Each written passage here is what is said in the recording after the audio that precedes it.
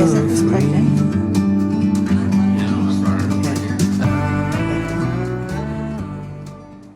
Turning off the highway into Crossroads Campground, there's a straight road that goes in maybe a quarter mile if that far.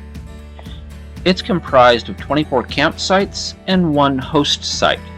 The first thing you come into is there's 7 of these, look like RV campsites to me. No hookups or anything.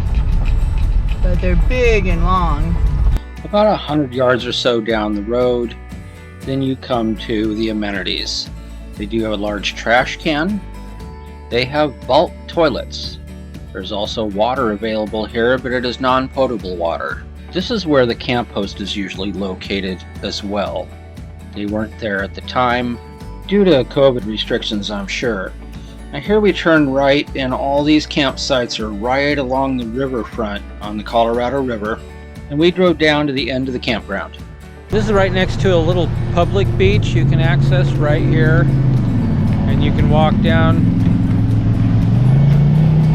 and there's just a little bit of grass here, but a nice little place you could go wading or swimming, whatever. And then this campsite has a really cool little walk right down here to the water. So that's kind of awesome.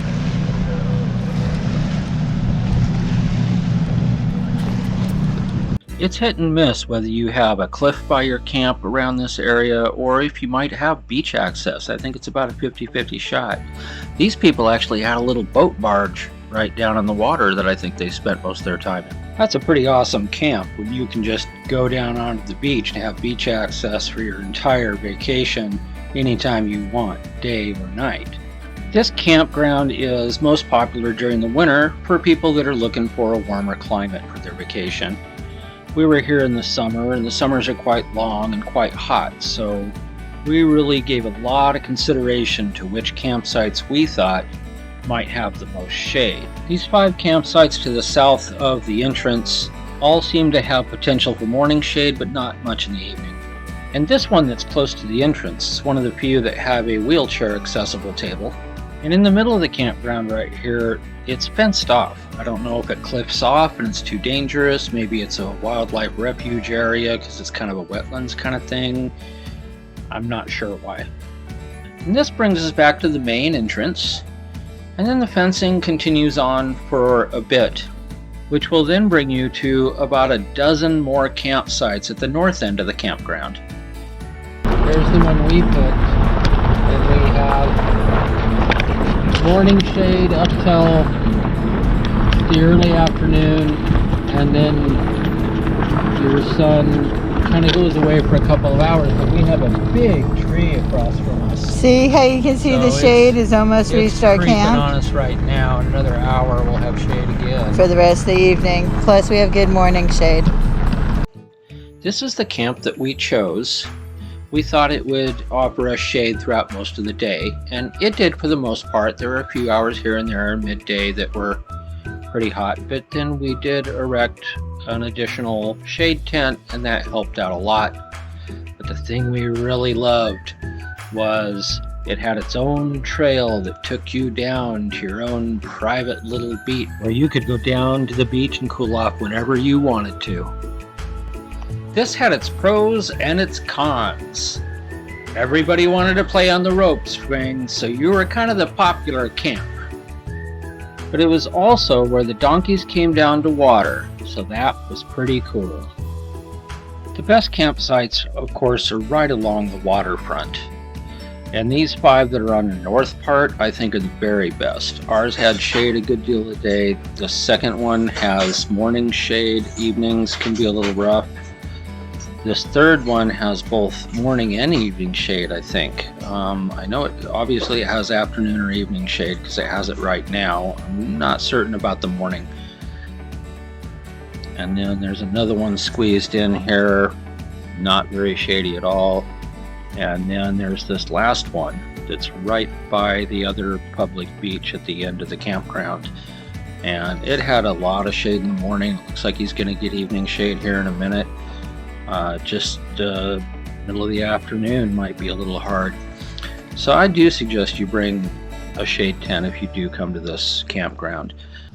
About 7 o'clock in the morning, most of these campsites do have morning shade. I kind of misjudged where I thought the sun was going to come up. I thought the sun was going to come up over this way, and a lot of these campsites wouldn't have shade. But it actually comes up over here. So a lot of these campsites are shaded in the morning. Way at the end of the camp, there's a public beach right down here that I wanted to show you. And this has shade all day long. And it's a really cute little beach.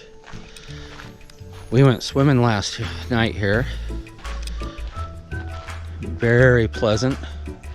Helped us cool off at the end of the night. We've seen a few boats go by. We're at the end of June, beginning of July, by the way. People are starting to roll in and try to reserve spots for the 4th of July. This last guy on the corner is doing exactly that. They have friends coming in a day or two.